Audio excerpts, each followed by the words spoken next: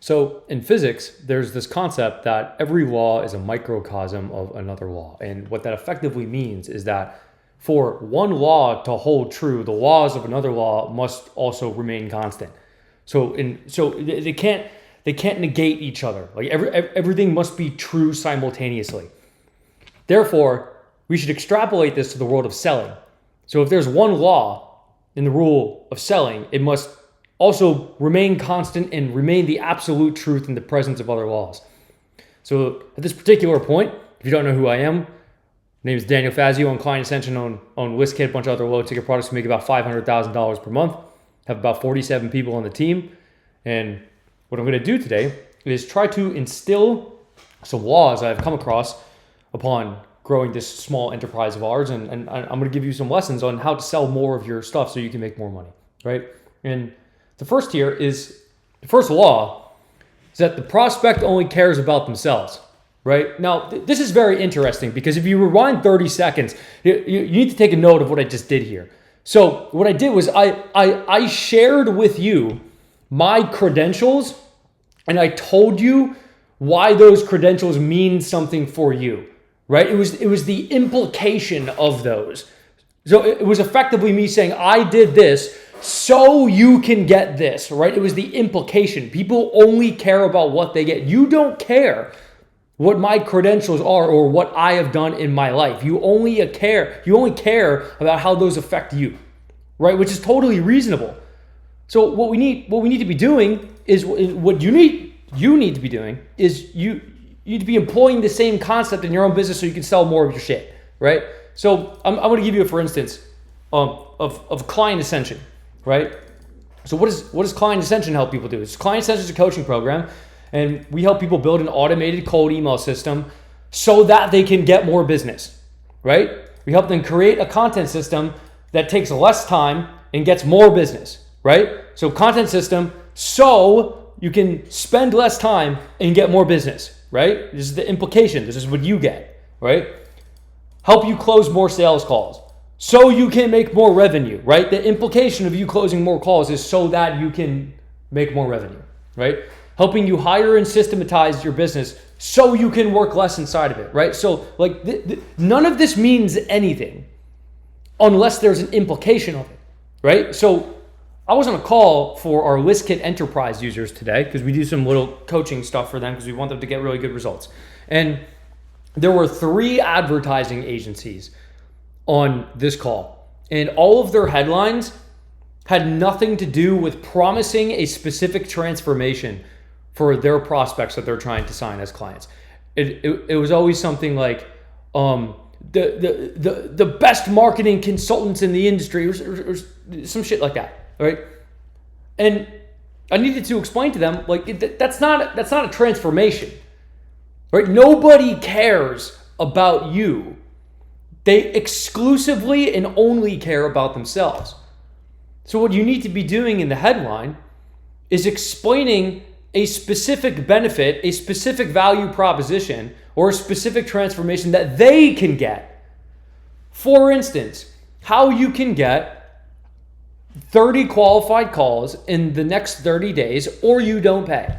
Right? That's a very specific transformation. And this is not a suggestion I'm giving to you because remember, we're talking about laws. This is a law. This must be true, right? And it will remain true in all of the following laws I'm about to explain to you, right? So your action item on this specific law is to take your offer and transform it into something of this pattern. X happens so you can get Y, right? You being the prospect, right? Now next, this is the second law. You can only charge money in direct proportion to your social proof, right? So here's a concept that you gotta understand. People like to buy things, right? And in particular, people like to gamble, right? But they like to gamble when it's very clear that they can get a substantial return, right? So what does this mean? So someone comes to your website, they read a cold email from you, they stumble upon your existence in any capacity. What they're going to immediately do is form a little calculation in their mind, right? It's going to be, what are you promising me? Like, how big is the promise? multiplied by what do I think the probability I actually get this is, right? So it's literally like just an equation. It's the possible return multiplied by the probability it happens. That's the calculation people are running in their mind. So what we're trying to do here is what we're talking about here is how do we increase both of those variables? Because it's multiplicative. So if one goes up, it's a leveraged return. You see what I mean? So people derive the possible return based off of the previous law we spoke about, right? The promised transformation. And also the depth of your case studies, right? Because your headline of the website is promising a specific return for somebody. And then you have social proof and case studies. What was the return that other people got? Those two variables make up the variable, the possible return in the equation, right? Now we have the other variable, which is the probability it actually happens, right? So the probability it happens variable is derived from the quantity of case studies you have, right? Now, past performance is not always an indicator of future performance. But that doesn't flaw a human mind from being of the certainty that if you have more case studies and testimonials, the probability this is going to work is substantially higher. And you can imagine this based off this concept of a screwdriver. So I had to purchase a screwdriver one time, right? So I go on Amazon and I'm looking at screwdrivers, right? And there was one screwdriver, it was like $6. It didn't have a lot of reviews. It was maybe like 9 reviews or something. And then there was another screwdriver. It was like $12. And there's like 4,000 reviews, right? I bought the more expensive screwdriver, right? And now this is interesting because what could possibly go wrong with the screwdriver? Because all I'm trying to do is mitigate the loss. Like I want to purchase the screwdriver for the function of screwing things, right? It couldn't be more simple of a contraption, right? Like what could go wrong with it? But the power of the social proof is so substantial that it made me pay double the price for a loss or like a fault in a screwdriver that I can't even conceive would happen. Right? This is why if like you're a beginner and like even if you're asking to work for free for some people don't take you up on the offer. Right? Because there's 0 reviews. Like the offer is the whole idea of working with you when you have 0 clients is in fact so bad that people wouldn't even pay $0 to do it. Like it's that substantial. Like this is how much this matters. Right? Which brings you to the next logical question. Well, Daniel, what do I do if I don't have a bunch of case studies?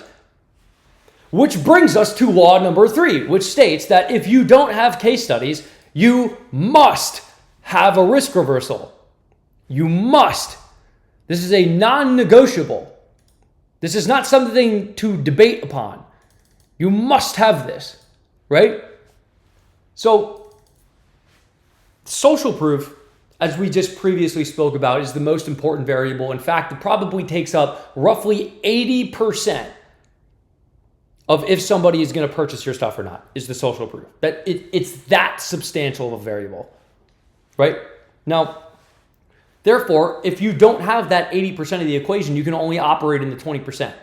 So half of the 20%, so 10% of the equation, is the promised transformation you're promising somebody. And then the next 10% is the risk reversal. Like you need to imagine what a risk reversal is by the quite literal sense of somebody saying, okay, you're promising me this. What if it doesn't happen? That's the risk reversal, right? There are 2 kinds of risk reversals. There's you work on a performance basis where you only get paid after the transformation or the result occurs for the clients, or a money back guarantee where you get paid upfront first. And if the result doesn't occur, you have to refund them. Typically, I recommend people to do a performance basis because it's actually, it's it's less risk for the client. And if you happen to be substantially good at what you do and drive a massive amount of business, you can make good money, right? Now, here's the thing.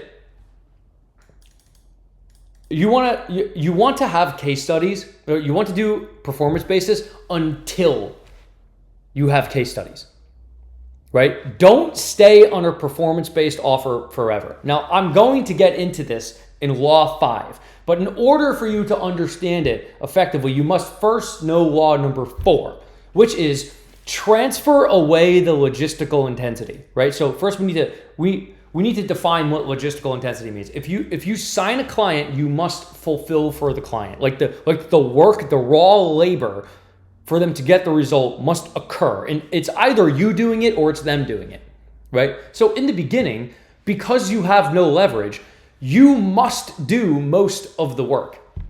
Now the problem, when you start having 30 clients or 100 clients, that's a shit ton of work. Right? Now what that means is that you can't scale as fast as you can generate demand. Right? It's hard. You have to hire a bunch of people. You have to deal with those forms of variables. And this is exactly why you see someone start an agency and then they start a course or a coaching program and then they start a software company. Why? Because it's transferring away the logistical intensity from themselves and putting it back onto the client or the customer. Do you see what I mean by this? If you start an agency, it couldn't be any more logistically intense. It's the most logistically intense service business that you could ever run, ever. Then you start to make coaching programs and courses using the case studies and the credentials and the expertise acquired from running the agency in the first place. And why have you ever asked yourself, why do people do that? And the answer is because they're transferring away the logistical intensity. It's easier to scale it. It's that simple, right? And then you also see somebody who runs up a coaching program or a bunch of courses, they start to make a software company because that's transferring even more logistical intensity away.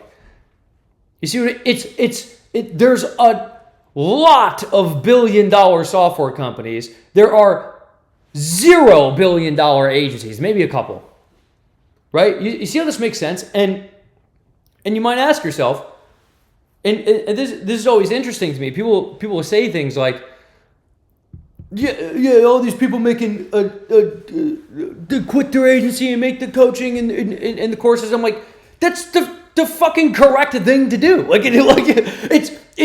It is the economically correct thing to do. It's so funny. If you have the credentials and somebody asks to pay you for coaching or asks to buy a course from you, fucking sell it to them. Like people, I've been asked sometimes, like, why do you have courses? And why do you have a coaching program? I'm like, because people buy it.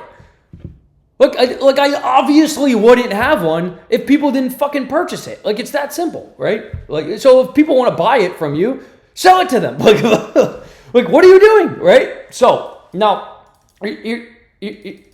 as you acquire social proof, you need to begin shifting parts of the work away from yourself to the client, right? Now, this is actually a spectrum. It's not just like agency and then like, it just is coaching program. You can operate on, it's very sliding spectrum, right? Like hybrid offers and shit, right? So let me give you, for instance, it is easier to get a full service, performance-based, done for you agency from 0 to 20K per month.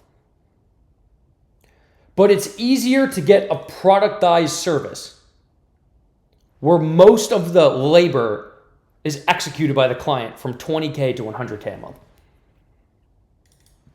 The more logistical intensity that you hold as the seller, that you will do, the more of the work you will do, the easier it is to start, but the harder it is to scale. You see what I mean? This is why making a software company is so hard to start right? It's to take a software company from 0 to 10K a month requires an absolutely substantial amount of expertise in terms of just development and like the sales process for it. So it's the easiest to scale, but it's the hardest to start. An agency is the easiest to start, but the hardest to scale. And a coaching program and courses are in the center. See what I mean? This is how this works. It's a sliding spectrum. So now, the next law number 5, is to transfer away financial variability, right? So I'm going to throw these in 2 buckets. You have retainers or subscriptions, or you have performance-based pricing, right? Those are the 2 ends of the spectrum, right? Everybody thinks they want to go to performance-based pricing after they get one really good client. Like let's say you had like a retainer client. They're paying you like $3,000 a month, and then like one month you happen to make them like $100,000. Or damn, if I just had a 10% performance fee on that, I would have made $10,000 instead of $3,000, which is a totally reasonable thing to be thinking, right? So now what happens during this situation? You're like that hurts you so internally. You're like, you know what? I'm doing performance based now. The problem is that by allowing yourself into this thought chain, you forgot about the 9 other clients you worked with who made $0, not even always from your own fault, but due to the raw nature that 9 out of 10 people have a dog shit business in the first place.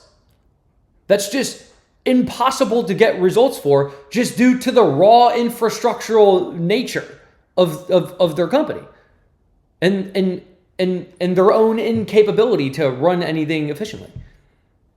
You see what I mean? So, like, for instance, do you know how in this video I'm explaining like laws to you? Like, this must happen for you to sell, right? And like the first one was about a promise transformation. The next was social proof. The next was having a risk reversal. Now, what you got to understand is that I'm giving you advice for your company right now. It also applies to your clients. However, if you haven't worked with a substantial amount of clients, it's hard for you to conceptualize this. Like, what will happen typically if you're a beginner or if you haven't worked with a lot of people, you'll see like some company, oh, this is like a nice website. That must be really big, or they have 30 employees and they must be. This is how this works. If they don't have a promise transformation, case studies, and a risk reversal, it's a dog shit business. Like, it just fucking is. It's a law. So, the problem is that you found the 1 out of 10 client who happened to have the promise transformation, the case studies, and the risk reversal. You got them a shit ton of results because they followed the laws, but you forgot about the 9 other people who you worked with who didn't get results because their business sucks. Now, what would have happened if you were charging performance basis while you were working with those 9 clients? You would have been evicted for your house and starved because you made $0 because they have a dog shit business. So what happens at scale is you cannot escape the dog shit clients. Like, you can't escape that, right? And when you tell someone to put a promise transformation, case studies, and a risk reversal, and you can tell them to do this a million times, but they're still going to drag their feet. The problem with this is that if you're a performance basis, you make $0 fucking while they're dragging their feet because they're not following the laws. So, in order for you to scale, you have to transfer away the financial variability. What I mean by that is, as you get the case studies, you start on a performance basis, That's step one. Then you get case studies. Then you go to retainer. Now, I have had close to 1,000 people come through Client Ascension. Agencies, B2B companies, consultants, and I see their offers. I see the financial state of their business. I know exactly what's happening in these bitches. And here's what happens when you do this, right? You start a performance basis and you're going to get stuck at like 20K a month, right? Might take you like, some people would take like a year to get there. Some people it takes like fucking 4 months, right? Now, you will be stuck there until you charge retainer. Here's the thing you gotta understand. If you're charging a performance-based, like a revenue share, this is what I'm referring to when I'm saying performance-based, is revenue share. You, like say you're generating the leads for them, but you have like no say over the sales ability. You have no say over the production of case studies and the client success, right? Like, and the revenue of the company depends upon the client success and the sales team. But you have no say over that, and your compensation is tied to it. You might as well be an equity holder in the business. The problem is you can't be an equity holder in 30 businesses. You can't, because it's like 30 jobs. It's stupid. It doesn't work. It doesn't. And now what happens is you can get these performance-based things up to like 100K a month. And then like you start to hate yourself because you work like 16 hours a day. Now, I want to give you a caveat on this because sometimes it is better to be performance-based, but it's only for a very particular kind of person, right? You should only charge performance basis if you have access to the best possible clients. Now, here's a little trick for you. You are not going to get access to the best possible clients with cold email. It's not happening. They're going to come through a referral. You're going to meet them somewhere because you're networking in the industry. This is how this happens. Like I talked about this in a previous video, like a guy like Jeremy Haynes. Jeremy Haynes runs a performance-based advertising agency, right? Jeremy Haynes probably rejects 99% of the people who want to work with this agency. The reason he can do that is because he knows what a good business looks like. And his credentials are so profoundly massive that the magnificent businesses will actually entertain working with him in the first place. But you haven't even been doing this for like 3 years. They're not even going to entertain the concept of working with you. Like you're just not even remotely on the level of what they're interested in. But if you are somebody with substantially massive credentials, then you can do that. That's fine. Because like you're going to have to reject 99% of people if you're going to operate on a revenue share. Like if you know what you're doing, you can do it. But the problem is a lot of people who don't know what they're doing think they know what they're doing. So like just if you're not sure where you stand, just listen to me. You start at a performance basis until you're about like 10 to 20K a month. When you get the case studies, you go into retainer. Just follow that. If you're probably 99.9% of you watching this aren't a Jeremy Haynes, right? So I wrote an email about these 5 laws today. It was on my email list, and you can join the email list where I send very good emails at clientascension.com. The link is in the description. And what you should also do is go watch this video right here. And that's it for me today. I love you. Goodbye.